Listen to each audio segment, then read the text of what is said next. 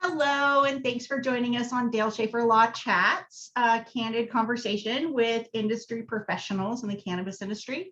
I am Heather Schafer. I am the lead paralegal for Dale Schafer, the law office of Dale Schafer, and the CEO of Agorasi Business Services. You all know Dale Schafer, pioneer attorney in the cannabis industry. And today we are chatting with Hannah Stitt and Paige Pembrook from Tectonic LLP. So let's start with Hannah. Why don't you introduce yourself? Hi, everybody. I'm an intellectual property attorney. We're based in San Francisco, and I've had the pleasure of knowing my law partner, Paige, for about 10 years. We just opened up our business, though, we're inside of our first year of operations. And I've been in the cannabis industry as well, and so has Paige, for a number of years, and been able to see what's been happening with opening of markets across the US, as well as what's been going on in California, where we live and consume and practice. Hi, I'm Paige. As Hannah said, I am her law partner. We met back in law school, so we've known each other a long time. Hannah does not talk up the fact that she's been actively involved in pushing the cannabis industry forward, whereas I took more of a backseat consumer role and was more of a traditional lawyer trying to pretend to play it straight for a long time. But I'm also an intellectual property and business litigator.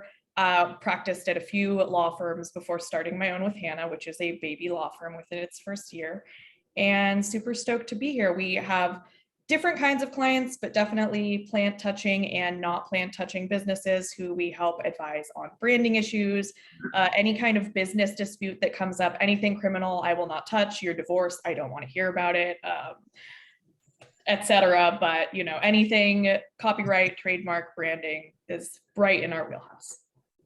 Exactly. One thing we forgot to throw in there is just that we practice both state and federal level, which not all attorneys do. Most intellectual properties don't. But because we are in both areas, it does give us a little bit of a different approach to how we see issues. That is amazing. Yeah. I was just going to say, we've got some softball questions up here we want to dive into really quickly. I think we sort of laid out the parameters of where you guys are right now. I appreciate that.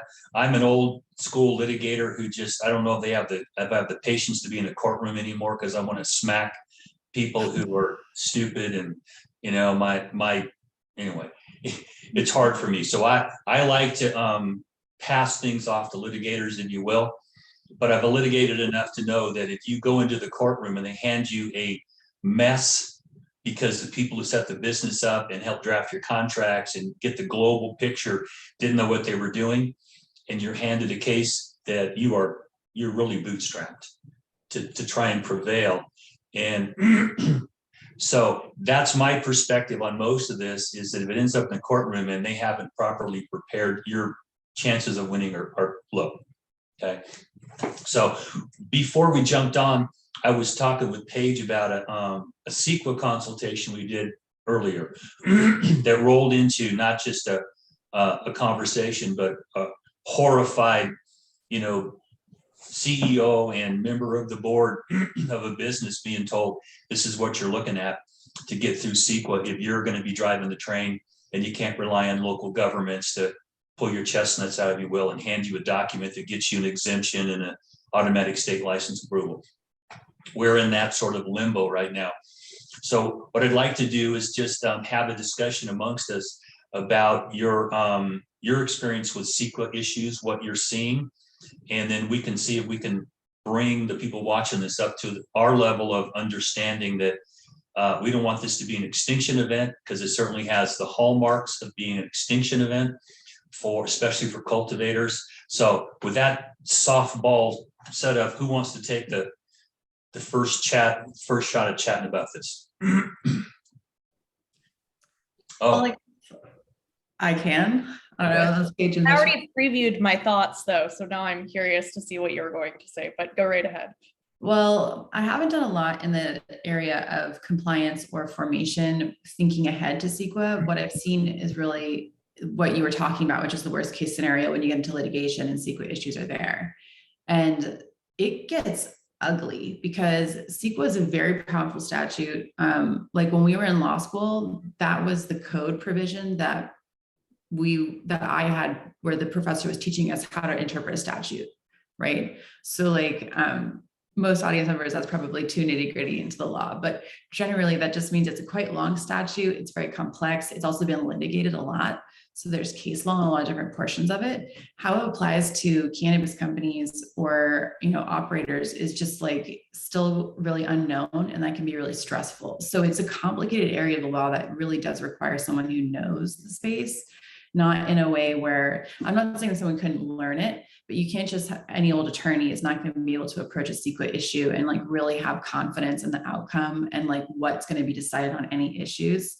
And when we're thinking about problem solving as litigators, we definitely have two tracks, right? Like we've got what can we do on a procedural level? Like what are the rules that are at play with parties now that we're in litigation? And then you got the factual level, and the facts don't always matter if you can like defeat somebody on the other side with procedural issues. And when you apply that to like thinking about your business that you're trying to design and make sure that you're like setting yourself up for success down the road, you also have to have two tracks. You have to have like what's going on actually, like, do you know how people are using water? Do you know how the place that you've selected for your farm is zoned? Like, do you know these actual factual things about the property before you even buy it? And then once you have bought it, have you figured it out? Do you know that you can like transfer it into the right kind of zoning that you need? Do you know that you can set up the kind of water movement systems that you need in order to be in compliance? Because if you aren't aware of these things, and then you get into that situation where like either you're in dispute with the government because the government, one of the places that like the federal, I shouldn't say federal, but like the more conservative state law enforcement jurisdictions feel really comfortable policing is water, because water is so important in California. It's so important in Nevada. It's so important in Texas. It's so important everywhere in the world. So like, this is a really like easy place for law enforcement to come in. And it's also like less political. Like if you're using water incorrectly, if you're violating environmental statutes, pretty much liberals, progressives, conservatives, they're gonna be like, stop that. We're not into it, you know, like this isn't how we operate.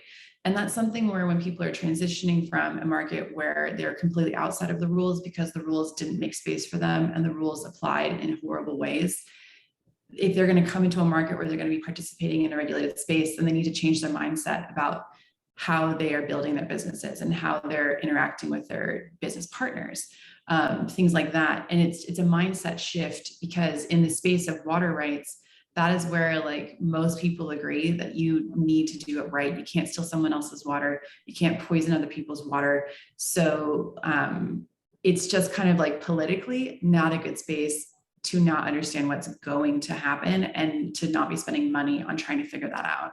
Where you get the money from is a different question and very difficult to answer, but it is something like worthy of attention. So that's my very long answer to that question. Paige.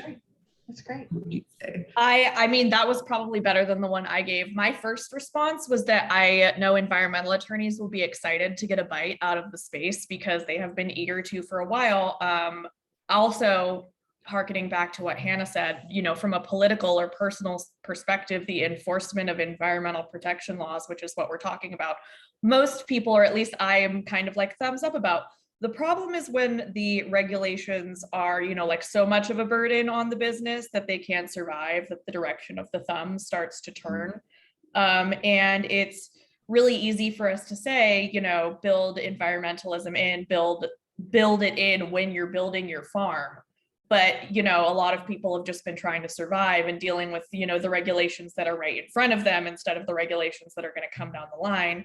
And I have dealt more with CEQA in other business litigation matters before I started serving the cannabis industry, dealing with land litigation also. And I noted it is a common issue to have for any kind of landowner trying to make any productive use of their property to be in compliance with these laws, because you move one tree or you discover that your land is the home to like the extremely endangered flaming red salamander, which, you know, like has to be personally moved and rerouted.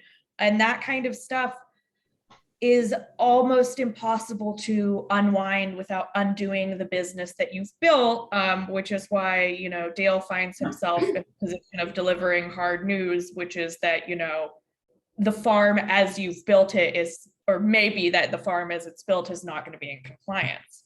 And then, even then, you know, you're at the mercy of a regulatory agency, which is going to come to its own opinion always. They're all just people. I have the great pride and shame to have worked for a regulatory agency before, which was the Federal Trade Commission, which I still think is one of the good guys. But, you know, I see how business regulations can kind of defeat the purpose and ice out people without money. And it's not really that the people who remain have better intentions, they just have more money and realize that by putting it in that area, that will lead them to, you know, their more profitable enterprise in the future. So I have complicated feelings about it. I'm excited for my lawyer friends. I'm not excited for small farm owners. I'm excited for the hypothetical salamander that I brought up, but, you know, like, I'm not excited for whoever's property that salamander is on, because it's definitely a problem for all landowners, and it just creates another regulatory nightmare for cannabis companies. Well, and from the perspective of somebody who does permitting and licensing and is trying to deal with these local jurisdictions and with the state agency and their CEQA reviews, you know, there's some things that can be frustrating. One of them is that, you know, very few people really understand that, you know, what we're talking about is transitioning licenses from provisional to annual. And with a provisional license, you really do not have the rights that you have with an annual license. And most people that I talk to who have provisional licenses don't understand that.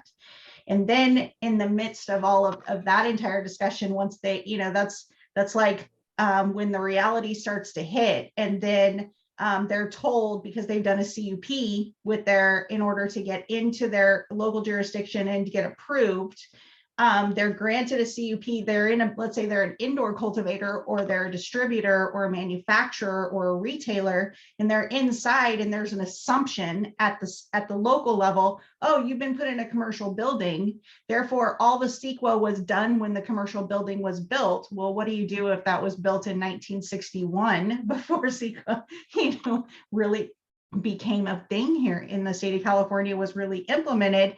And then what do you do if the jurisdiction is like, oh, we're just giving blanket exemptions, they're not going to take the role of lead agency, and still there is a responsibility of the local operator to fulfill that requirement at the state level, because who's really requiring it is the state. So it's, you know, there's so many frustrations, and like Paige, you said it wonderfully, you know, when do you get to the point where you've like made it so the business can't operate? You know what I mean? Yeah. They aren't going to bring you tax dollars, which you thought that you were going to get, which is the reason why you opened this jurisdiction up anyways. Yeah. Well, we were fortunate enough that one of our early projects was in a jurisdiction that required a full site-specific EIR. So it's like, you don't have any choice here. Do you want to do this? So we put together, with the help of a CEQA expert, a plan. Let's go take a look at your property before you even start this. It's relatively cheap for us to come up there and walk around and look for the three-legged frogs and the Indian burial sites and the arboreal problems and all that kind of stuff. And we work with the local jurisdiction that deals with EIRs on projects all the time. And so we knew the business plan has to include this. And it was a hard pill to swallow. But as we then got into helping other businesses with compliance problems, and you bring up to them, it's like, you know, you're still provisional. Okay, what's your plan? And now the state's sending you a notice. You need to show us that you've made substantial progress towards CEQA, or you could not be able to get your next renewal of a provisional. That's like a light on the dash going off. Oh man, what is this going to be? And when I have the chance to sit down with people who are penciling out their business plan, you have a different discussion than one that talks to me and go, look, you got problems here and here and here, and this is a big one, and you have it reserved to actually deal with those problems. You were just wishing and hoping all along that the promises they gave you, they're going to help you with an on-ramp here. it's great, but when you get to the on-ramp, the next half mile on the road, there's a cliff. You drive off the goddamn cliff. And now it's like you are about to go off the cliff. And those are discussions that are hard to have with people. And we know that there were a lot of cultivators, especially up in the Triangle, traditional places where they just killed themselves. That, like, there's no hope. They were promised an on-ramp. They were promised, shoehorns into different areas. The locals said, "Oh, just going to wave our hand and it's a magic sequel." And it turns out, no, it's not. And we do not, first of all, I don't like to bullshit people. I come from medicine. If you got cancer, you're about to die. The last thing I want to do is to say, "Oh, you got toenail fungus. Let's deal with that. And let's deal with your," no, cut right to the heart of this. And we have right now, I think it's still about 70% of the licenses are only provisional. And the way the regulations read right now is that you have zero due process rights for that provisional license. And that is a point that I don't even know how to broach that subject without putting a little fear in people. Because if I can't go file an appeal somewhere, anywhere, and they say you've got no appeal rights.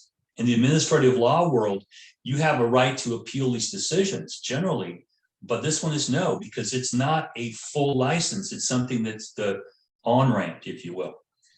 And so we're looking at extinction events here. And cultivators, in the big scheme of CEQA, the cultivators have the hardest row to hoe, because you're using electricity if you're indoor, using water wherever you are. Waste products are a big problem, okay? And if you have not done the studies that the state might require you to do, then those are just unknown landmine fields. How do you know where you can step on a landmine? You don't. And I don't know what the answer is, but my position is I'd rather give it to you straight. So you go back to your board. This morning we had a discussion, the guy's got to go back to his board. It's $1 million we estimate, and 2 years to get you from where you are to a full annual license with a cultivation. I thought he was it looked like he was having a little diarrhea there. Stress shit is real. So, but I think one of the interesting things is that even the small businesses in the cannabis industry are not truly small businesses. Right. They're just not. They're regulated in such a manner that, it's not like you just get a lease and you start a retail store, which I'm not saying that that's not a complicated business, because it very well can be. But it just, people sometimes approach it thinking that oh, I'll just have a business out of my home, which is totally great when you're selling cookie dough. That's not going to work in the cannabis space if you want to be in compliance long term. In these small little windows of time, yeah, it's great. There are actually some really thriving businesses that are not as established as others in the space, and it's going to be interesting to see whether or not they can make that jump into being a business that does have a state license of some kind. And it's unfortunate that there's so many players in the space that are not seeing that, or maybe didn't see it until a little bit later down the journey of the creation of whichever business that they were getting off the ground. Right. And it's not even something that we really can fault them for. It's a very complicated thing. Why would you even know? How do you know what you don't know in a space that just yes, the industry has been around and people have been growing marijuana for millennia, but the industry that's regulated just started. So no one can be faulted for this. And it's such a complex thing. When you're using words like EIR and CUP, I know what those things mean, but I have had situations where I'm trying to explain to another party specifically what the CUP number is. And I can't even make the numbers line up with the documentation that I've gotten back from the county or I've gotten back from the client. Because I know that when I need information, I can go and make a public information request and I will receive whatever the county has on that person. Right. The average Joe may not realize that's something they can do to get a little more insight about what's happening in their business. But even in those situations, I'm still confused and I know what I'm doing. So it's very unfortunate. I guess I don't really have a solution. I just have identified a problem another way. So well, there's a lot of problems in the cannabis industry, and it can right now, it can seem, I think, to all of us involved in the industry that, the sky is falling and that, we're looking at extinction events. But there actually is, that we have to keep in mind that this industry is in its infancy. Like if we're an infant, we haven't even sat up. You know what I mean? We're still so early on. So, moving to a more, all right, moving to a more positive note, let's talk about brands and the importance of what brands are going to do to really stabilize this market, number one. And number two, the importance, you guys are intellectual property experts. What is the importance of securing your intellectual property rights? How about Paige? I'm handing it to you.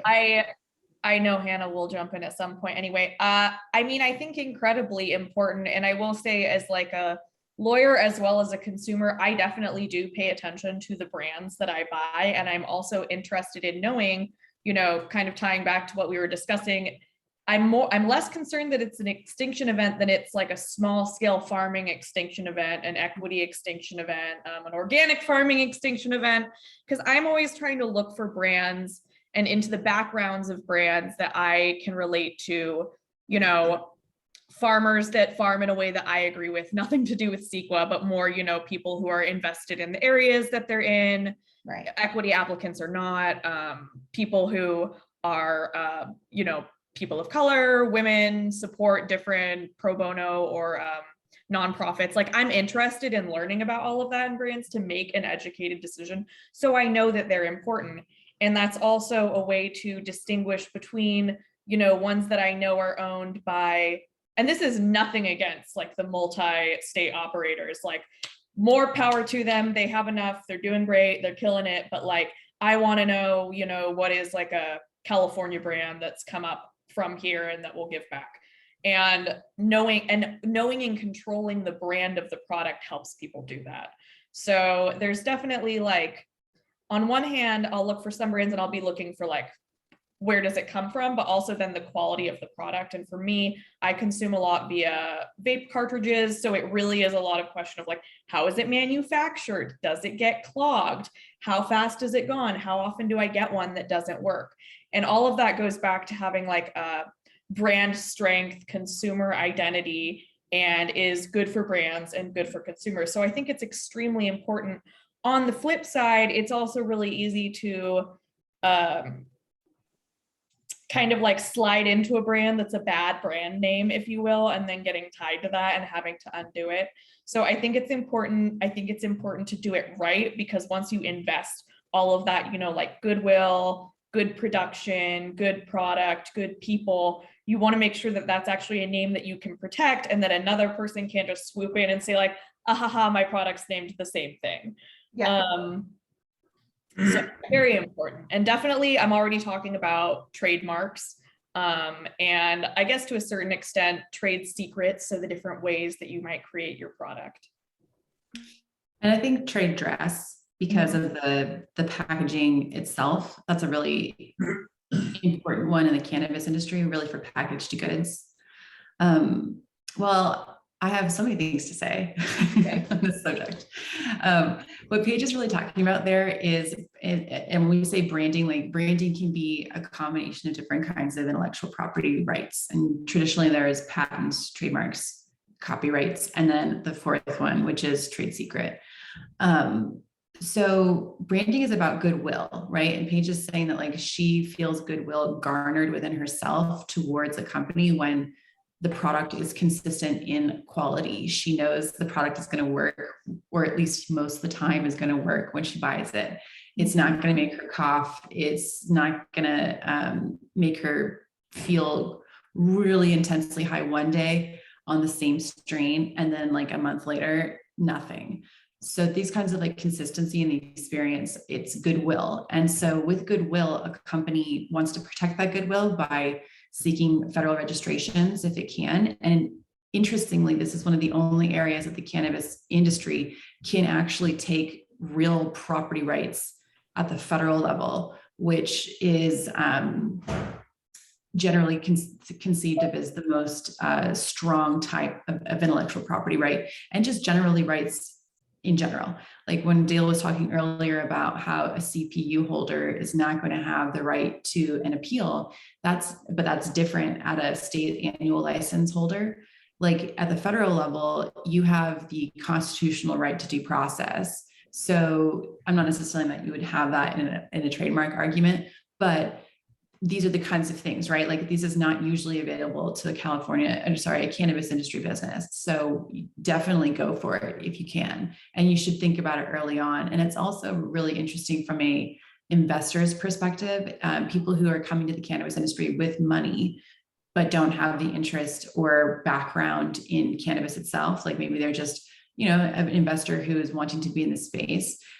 When they're looking at who they want to put money, whose businesses they want to put money into, they're often attracted to things like you're an actual formed entity. You have secured federal trademark rights or California rights, if those are available to you, or both, or maybe even international, if that's something that your product makes sense in, because we've got plenty of businesses out there that are touching the plant or that are not touching the plant, but they're still in the industry, right? So if they're not plant touching, they have a lot more rights available to them in general. And so these kinds of things are why we want to protect our goodwill that we garner with our clients, because it makes us valuable. It makes us valuable to the client consumer, and also makes us valuable to the investors in the company. So that's two really easy reasons why you want to do that. And one of the really interesting things about branding in this space is that I want to encourage people to not brand for themselves. Like when you're making your company, yes, you as the person who founded the company are going to be setting forth a infrastructure for what the company culture is, what the aesthetics will look like, all of that. Yes. But something that's to keep in mind that I feel like is not happening when what I'm seeing in products in California, and California is one of the older markets, one of the more established markets, and I'm a brand nerd, so I pay attention to it. Like when I look around in the marketplace, I see a lot of the same thing everywhere. And it's like, okay, well, we have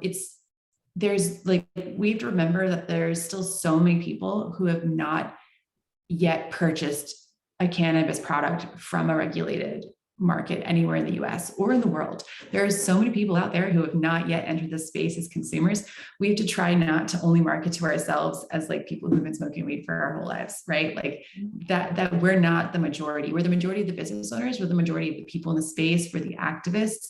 But eventually we will get to the point where the whole world is the market, and the whole world can be marketed to in so many different kinds of ways. You could have an anime looking kind of packaging line. You could have just beautiful flowers. It doesn't have to be the same kinds of things that we've always been seeing.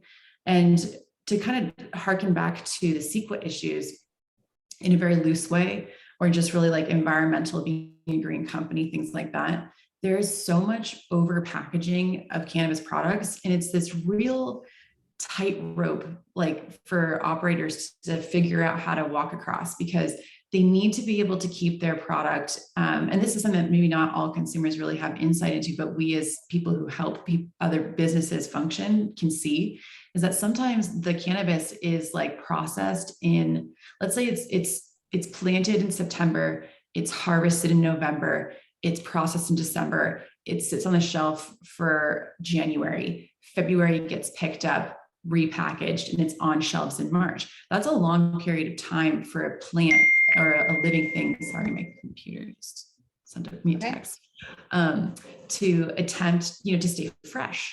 So a lot of packaging and forethought has to go into the process to make sure it's not growing mold, that it's not getting stale. And so that is a difficulty of the industry.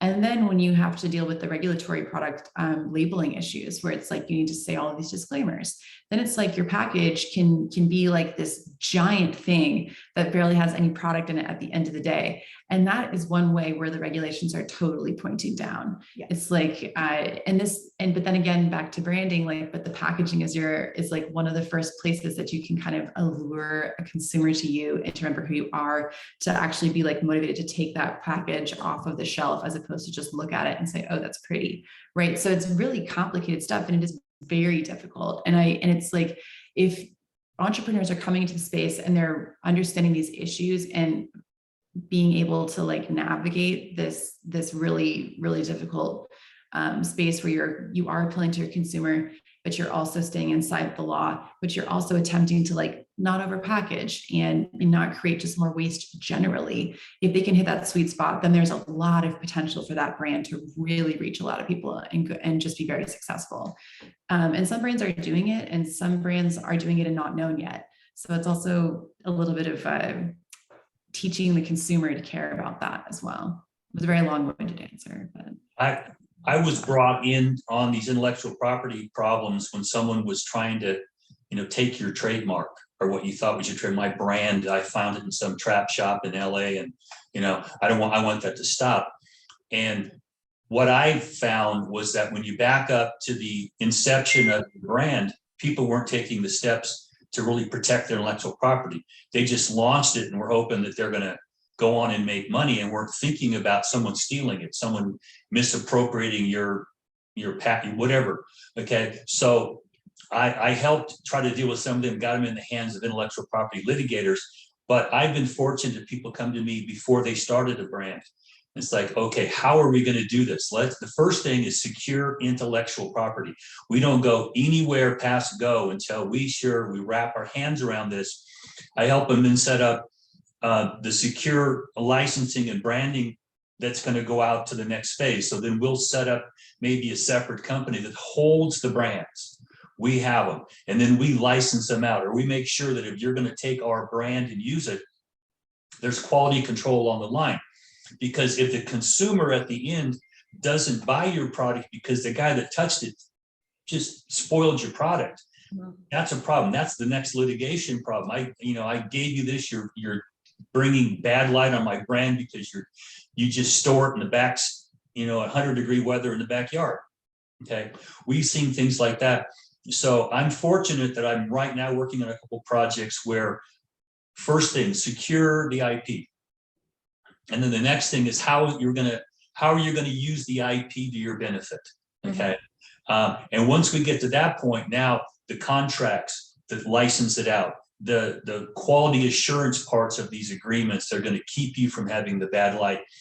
And also to understand that in California, you have to actually be using before you get to go register. But at the federal level, it's an intent to use. So it's a whole different animal. And doing a research across the USPTO office for the same name, and then securing like my hat logo or my pin or whatever else it is. There are products that you can put your logo on that aren't weed, but you kind of creep in. And when the feds do get their head out of their butt and decide to really do this, you've already got that brand. And the next step is I'm going to secure it at the federal level. These are all things that I was not an intellectual property attorney, but when it lands in your lap, it's like, how do I, untether all this meth and unravel the slinky, if you will, figure it out. So when I get a chance, I try to outline to people, here's where we're starting. We're not going anyplace else until we wrap our hands around, whether it's a patent, a trademark, it's a trade secret, we have it locked in. And now you let it out, because then you can do a cease and desist and actually litigate someone trying to steal your brand. So I don't hold myself as an IP attorney, but man, I've looked at some messes and go, a consultant helped you with this? Holy God, or some attorney who's a criminal attorney goes, let's get for a patent. And I think we're wrong. There's definitely an uphill battle of, because intellectual property is an ephemeral, it's an intellectual right. It's not like a physical thing that you can hold in most instances. So you really need to document that early in the process, even if it's just that, our founder Joe came up with this name for our brand, but now founder Joe wants to leave, and we need founder Joe to say that that name, whatever that is, or that recipe, whatever that is ours. So it's like, even if you haven't perfectly outlined what your plan is, you already want to be papering, whatever intellectual property rights exist, the transfers back and forth, so that you don't end up having, ex-collaborator out there in the ether saying that they own your brand, which you might have not even tried to get a trademark on until later, but that person was still around at the beginning. Well, and my goal is to have people spend money on attorneys early, because it's cheaper, and I can give you a pretty good idea of what it's going to cost. because once you push the green light for litigation, you better have a dump truck full of cash, because very few of these are really insured. Okay, so if you don't have built into your agreements, hold harmless, indemnification, maybe some insurance requirements in there so that you can get paid, and attorney's fees provision. I can't tell you how many times I've had a big stick in my hand. It's like, you're going to pay my fee, you little shit, if you keep this up, because you know you're going to lose. And people that I run in this industry, and this is part of what I try to do, is look at the pathos of the people I have to deal with. I was involved with the black market before, I obviously went to prison for growing weed, things like that. And what I ran into were predominantly males who were not agreeers. They were line pushers. They weren't cooperators. They were breaking all the rules. Okay. And to the extent they want to jump into this game, and we have a box of rules, you have to be enough of a rule follower to stay in this box. Okay. And I find them over here. It's like, dude, get your ass back in the box, because I can't help you. And they resist like crazy. That's a group of people that I really, I get a forehead bruise from just trying to talk to them. They don't want to understand. The people that are corporate minded or know how to run a business understand that there's an order of operations here. And it's wiser to bring in people that you are assured know what they're doing to help set this up, so that whoever's going to run it has a clue. I'm going to be captaining a destroyer. You can't land a helicopter or a plane on it. Okay. I've got to know what I'm doing and stay within that box. And the mentality of most of the guys that I had to deal with before the industry started was just real difficult. Don't tell me what to do until the inspector shows up, and it's like, you've been doing what? And Hannah and I had a case where we're looking at text messages, and it's like, did any of your mother's children live? You're putting white market and black market deals on the same text thread. I got a copy of it. It's like, we can't go to court with you because you're both going to go to jail, you dumbasses. That's the mentality we work with. Yeah, this is a great segue into the next topic that I wanted to discuss anyways, which is typical contract disputes that we're seeing in the cannabis industry.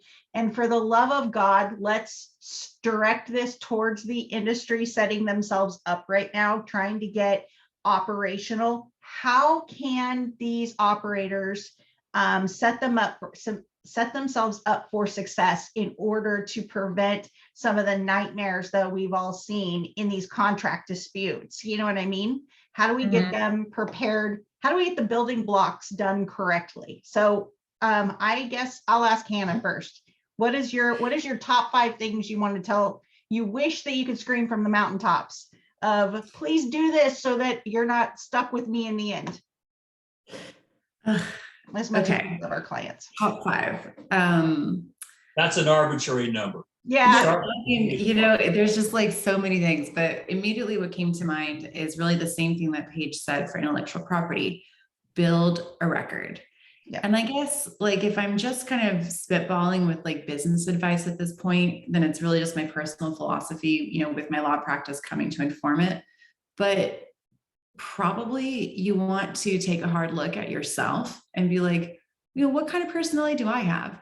Because quite frankly, like, it takes all kinds, right, to get things done. And like, even though Dale, you were working with people who are not staying inside the box, they were out there making sure the rest of us had weed, which is excellent, and like, they were doing that in the face of all of the pressures of the federal government and illegality.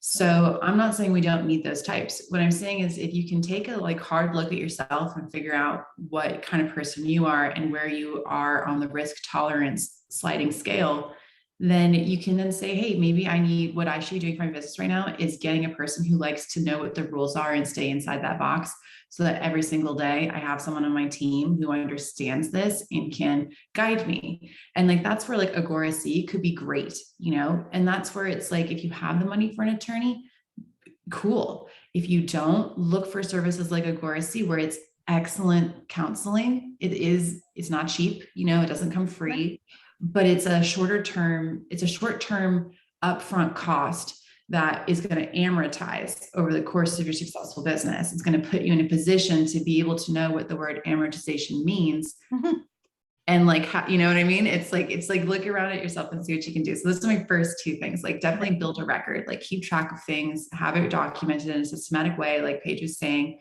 that's great advice for any business, not just for intellectual property. And the second one is, yeah, like know yourself and get yourself some advisors. I guess that's 2 and 3 to like, to be positioned well.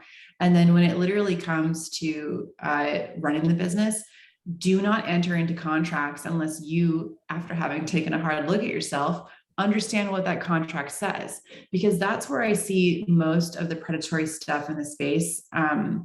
Like things that me and Dale don't want to get tapped for. Like we don't feel good having to defend anybody in a situation where like they've been taken advantage of. And we know from an attorney perspective, it doesn't matter what the law is. It doesn't matter what the rights are of the parties. At the end of the day, the business of law is how you can probably make a guesstimate of whether or not the case is going to survive and your client's going to have any kind of like value come out of it for them at the other end, right? And the business of law is where the money is.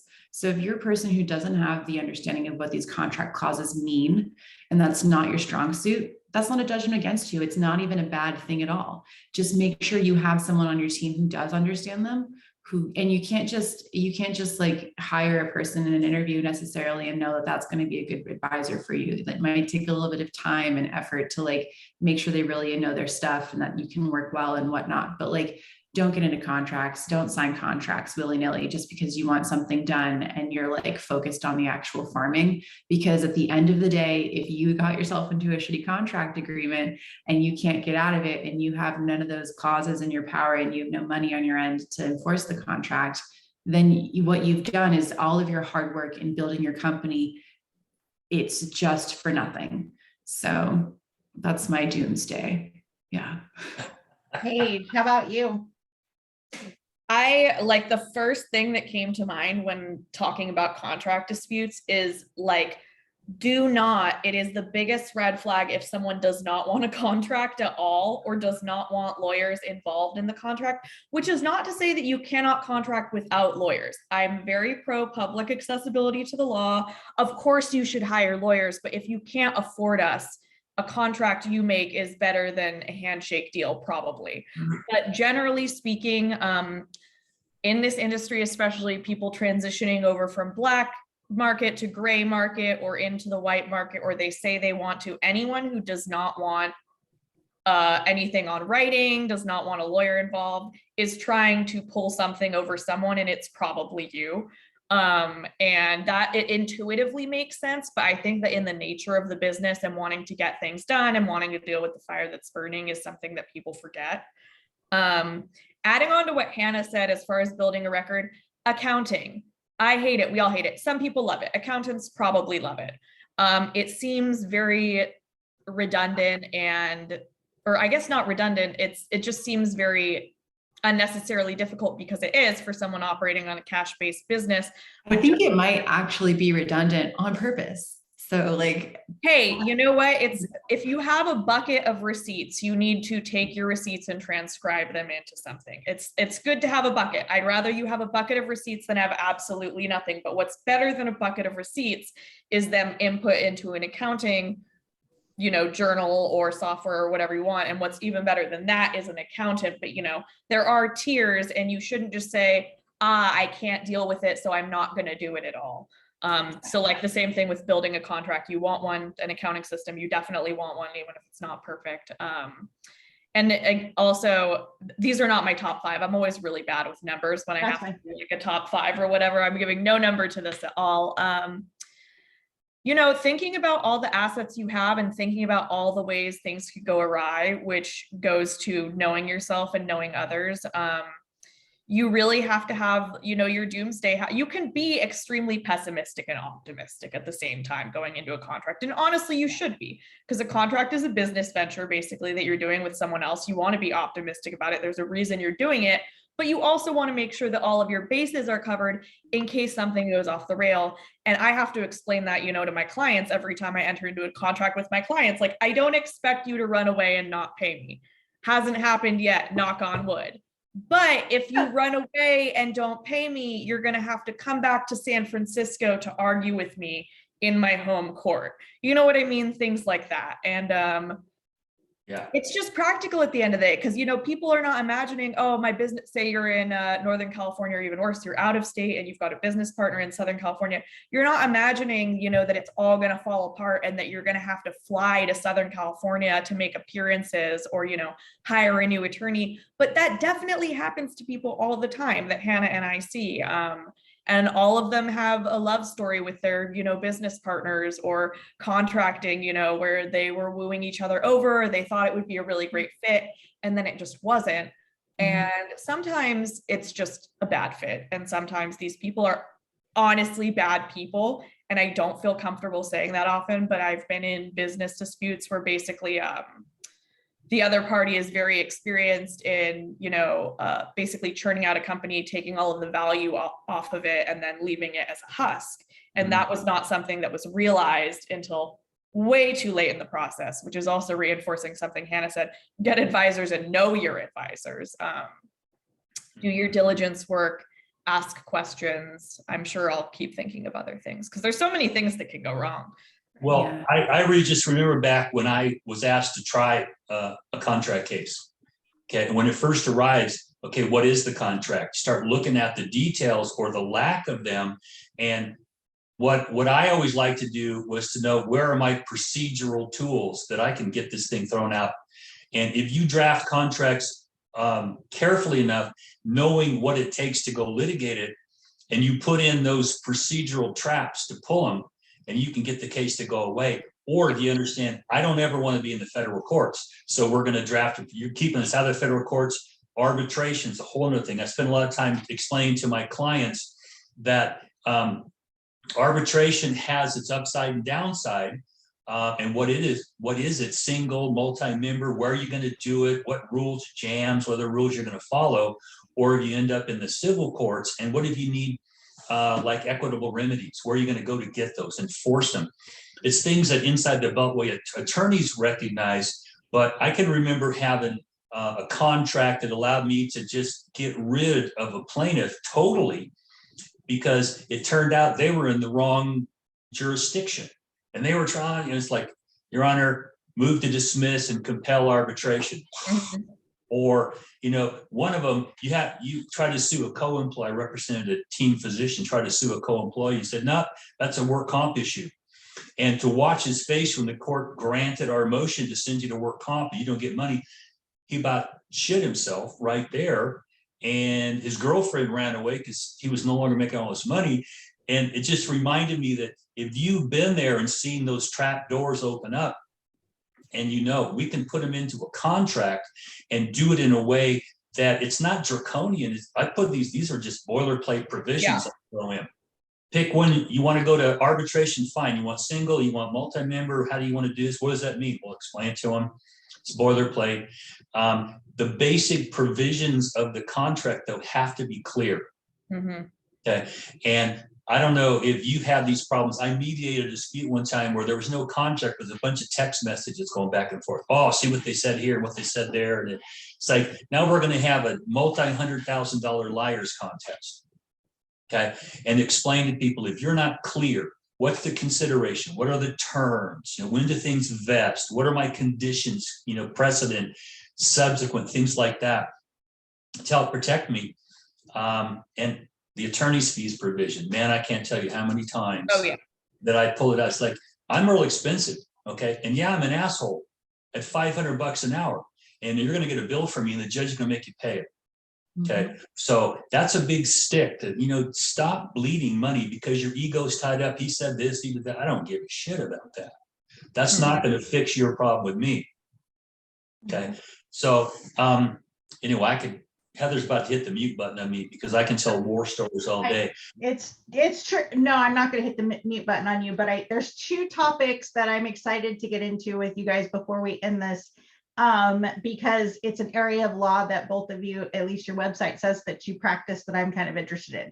And the first one is, long story short, I start my day every day by doing social media posting. Our law firm, and going all the way back to when, you know, in the late 90s and early 2000s, when we had our recommendation clinic, we were all about educating. And so I scour through the news every single day and look for interesting articles that pertain to both California cannabis and, cannabis throughout the entire nation. And inevitably, when I am on LinkedIn, I will get a direct message from somebody that's telling me that cryptocurrency is the solution to banking for cannabis. So I'm asking you to, because you two obviously, I mean, you know more than I do, and I can promise you know more than he does about cryptocurrency. So what is what is the answer to that? Because my gut tells me no, it is not the answer to banking for the cannabis industry, but I could be wrong. Please set me straight. I don't know, Paige, you go first. I would love to just say yes and like slam shut my laptop and run away. I don't think anything is ever the answer to anything because it depends so much on the implementation. And I think that cryptocurrency has the capacity to avoid a lot of the issues with the centralized banking system, one of which being that, but many of those issues also come from the banks being regulated in a sense. And then they have to deal with new things. So crypto in its decentralized state, not being tied to a bank, and Hannah's already like looking at me because she even knows more than I do. Basically, once it comes under regulation, it's going to have a lot of the same, or once it is under a more formalized regulation system like financial services are now, it's going to have a lot of the same problems. But right now it isn't. So it has a lot of potential to avoid things like the regulatory hurdles that the banking system has. Okay, Go, Hannah. Okay, that's a big question. And I think the problem is the word banking, because crypto is not meant to interact with the existing financial institution regulation system. It's not. It's meant to sidestep it. It's meant to be a different way of moving money around the world. You can't turn it off. It's like the internet. It exists. It will continue to move forward in some fashion, and no government's going to be comfortable with that. The ones that are like, I want to say, possibly El Salvador had something going where they were making a stable coin. I think Canada was doing that. There's been legislation in California, New York, and like, I want to say Wyoming, not surprising, California, New York, Wyoming, and Delaware, the 4 places where we can launder money easily in the US. And it's like, so this is it's in existence. It's not going away. We're like, if we compare it to the internet, cryptocurrency is right now in a phase where like 1992 internet was, right? Some people knew about it. Some people had emails. It's so new. It had already been around for years before then, right? Because like the internet was created by this the federal government in the 70s. So like we're really, really early. Like our cannabis, our phase in the cannabis industry is older than the phase of crypto is to movement of value across the world. So combining them to me is a bad idea for a couple different reasons. Like, not because I like the hopeful people who want to put them together. I don't want to like crush that hope. I think there is like lots of room to make interesting connections between cannabis businesses and crypto. But there's a lot of danger. Like you're putting yourself business-wise into a position where it's really easy to get into hot water with the federal regulators for financial institution regulators. And there's like the Department of the Treasury, there's FinCEN, there's the SEC, there's probably 2 more agencies that I've kind of forgotten about what they're called, but like that police. I think even like the people who do security for the president have regulatory power in this space, because like when the presidency was a new office, there wasn't that much for different agencies to do. So a lot of agencies did a lot of different kind of work. And over the last 200 years, that like the Secret Service has retained some power in relation to movement of money in the US. So like there's a lot of regulation for financial institutions, and there's a lot of regulation for cannabis businesses. The regulations are happening at different levels. Our cannabis regulations are happening in the state space, and our financial institution regulations that apply to crypto and movement of crypto and creations of NFTs and things like that are happening at the federal level. So it is a regulatory nightmare for you to be able to figure out like what you're doing and whether or not it's okay. Now, just because I say that doesn't mean that anyone's going to stop doing it. They're going to, of course, like the regulations are subject to change. A lot of people actually talk about how crypto is, and this is actually like a point of contention that I could just be wrong. So I'm open to someone figuring out how to convince me I'm wrong. Good luck. My husband is a crypto developer and he's been in the space since 2011. So he's a really early crypto developer. And like, we still mince words on whether or not it's a regulated industry, because to me, it easily fits into the financial institution world.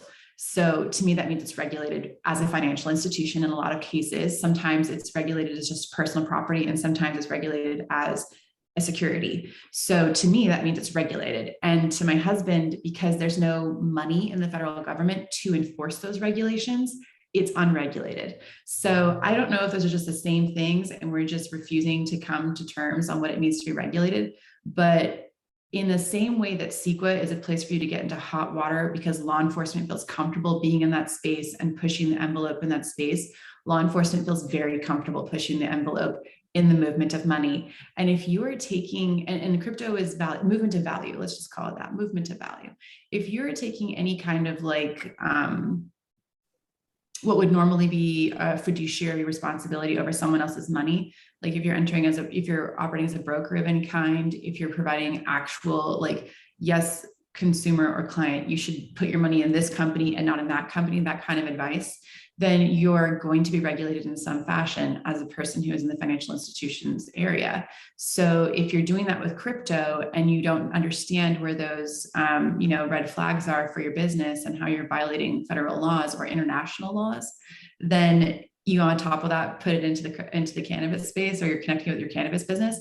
It's just a really unwise way to invite scrutiny. And when you invite scrutiny, you open the door to the federal government coming in and doing something like civil asset forfeiture. So I think it's a really bad idea to combine them. If anybody actually is really interested in this, if they go to my LinkedIn page, I've got a 2019 in my features section. It's this like a graphic of like an old West, coach with the money and with crypto and cannabis. And I did a panel on this in 2019. So I think that's still good information generally, and you can take a webinar or CLE, but it's a great question.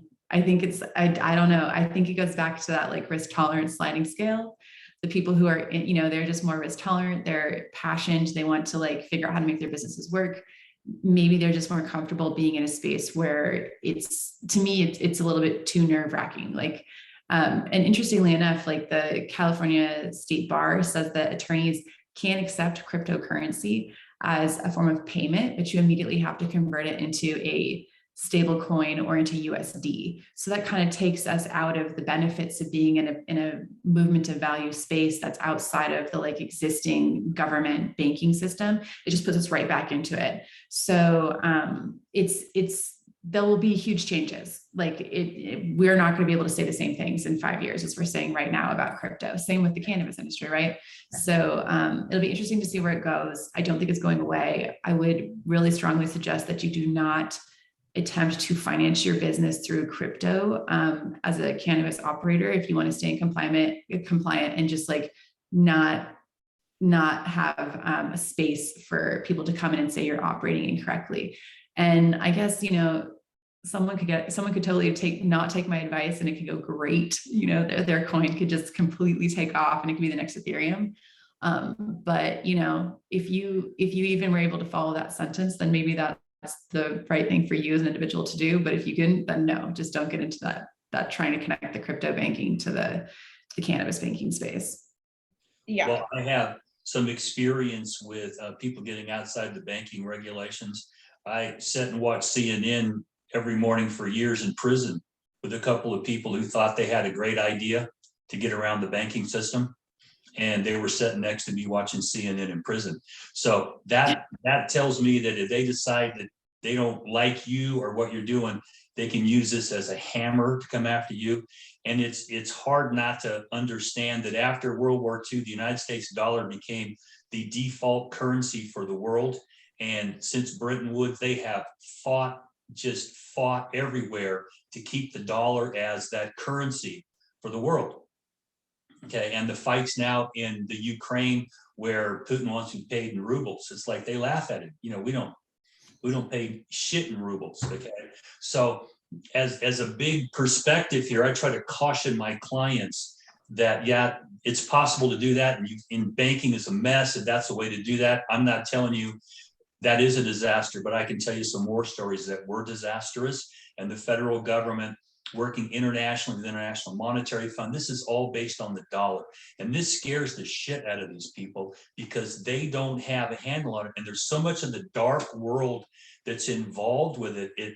You can get a lot of people to hate it just because, oh, they're peddling kids or whatever. It scares people. Drugs are actually run a lot through Bitcoin financing now. And we're going to make a legal one.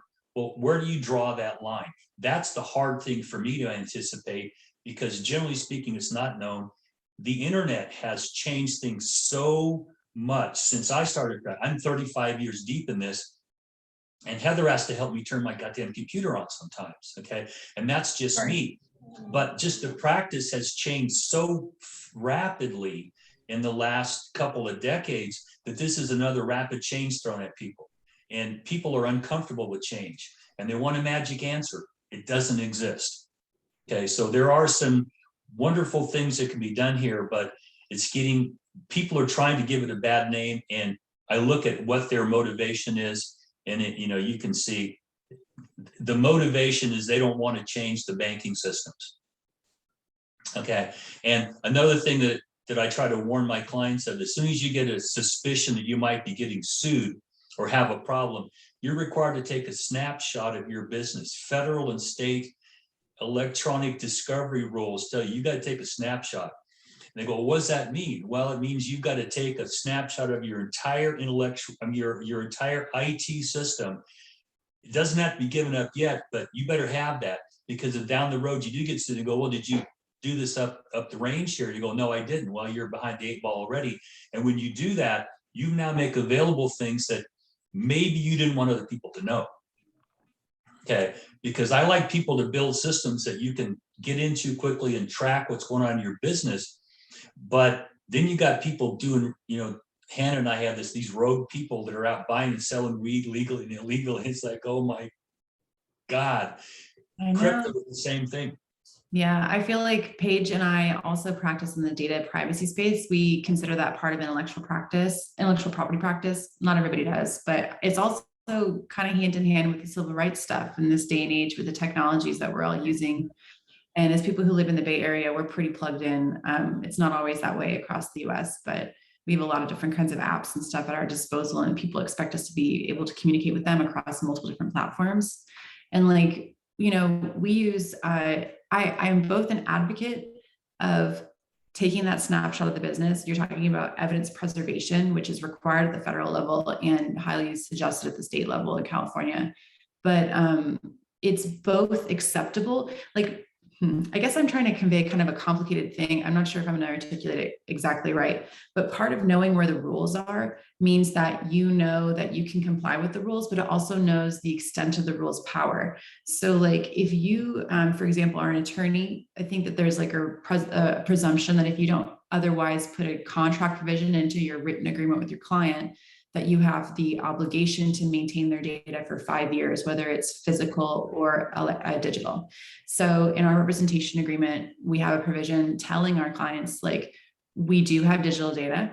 We're going to do our best not to even have physical stuff related to your case in our offices. So it's, that's a little bit more secure, but also you have a 90-day period that if you let us know you want the file, we'll hand the whole thing over to you. But if you let that 90-day expire after the end of the final closing of the matter, then we don't have an obligation to keep it in our system for another 4 years.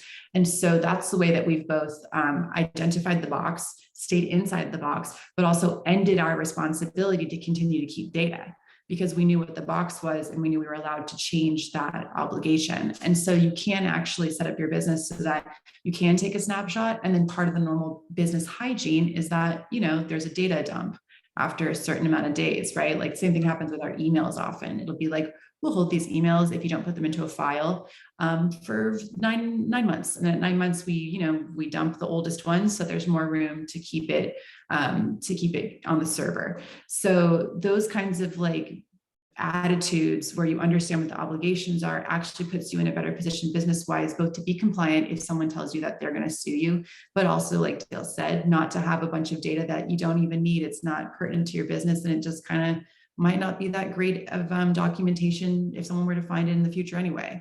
Right. So Yeah, well, and what it points out, Hannah, is that if you come to an attorney and tell them, I want to set up a cannabis business, that we just covered some of the layers that you peel back on the onion to take a look at the problems and to address them before you really, set sail with your ship, that you have an understanding of where are their vulnerabilities? How do you want to bridge around them? Where's the risks in this? And how do you bridge them with insurance, with contracts and things like that? How does you secure what you own so you can protect it? And how do you protect your information? All of these are things that when I talk to farmers coming from the gray market into the white market, they thought, oh, this is going to be easy. No. It's like, oh, listen, you do not understand the layers of problems. And now that we're past the temporary license, we're trying to get beyond provisional, people are understanding this is hard. Yeah, if you want to open up a brew club, you don't get to just start selling beer in the parking lot. You've got a whole series of things you have to do. And this is more like the brew pub than it is, I'm just selling vegetables at the, the local vegetable market. No, it's not that. So anyway, that I always go back to, man, think about this before you go down the path, because it's very complicated. It isn't just growing weed and selling it. We all love that. We've all done it. I mean, okay. The statute of limitations has passed for me, so I can say I've stole a little weed in my day. So I appreciate people that did take the risk to make it available, but now you can mitigate a lot of these risks. And if you're not thinking about what are they, identify them, number one, and what do we do to mitigate them? And when it's got a hold of your ass like a bulldog and you're trying to, how do I get, well, okay, we can fix now, but you're going to bleed money. Yeah. Learn from other people's mistakes, because it's better to pay the two of you to put this together correctly than to pay the two of you to go to court and spend hundreds of thousands of dollars. And that's, I mean, business litigation is hundreds of thousands of dollars. Well, it was absolutely lovely having this conversation. And I personally want to thank the both of you for coming and joining us today, because this has, the conversation flowed well. And there was one issue that we weren't able to get to, but I'd love it if you guys would come back, because I would love to talk about psychedelics and where that is going, because that's super exciting. But that being said, is there anything that you guys want to leave the audience with before we leave? I guess just thank you for, letting us talk to you about these cool, fun, interesting things to talk about in like a pretty nice casual environment. We really appreciate it. Awesome. And fun. Thank you for having us. That is amazing. How can people get a hold of you guys? Oh, the best way to get a hold of us, just to follow us and, see what we're talking about, would be, for me, on LinkedIn. You can just look up my name, Hannah Stitt. Paige also has a profile, and we have a business profile for Tectonic LLP. And then we do have a website. We're at tectoniclaw.com. And that's TECTONICLAW.com. And you can send us a message through our website if you're interested in getting some legal advice about a matter. Paige, are you in any other spots? Nope, that's it. Awesome. Thanks you guys so much. We really, really appreciate it. And we hope to have you back soon. Yeah, we would love that. Thank you both very much.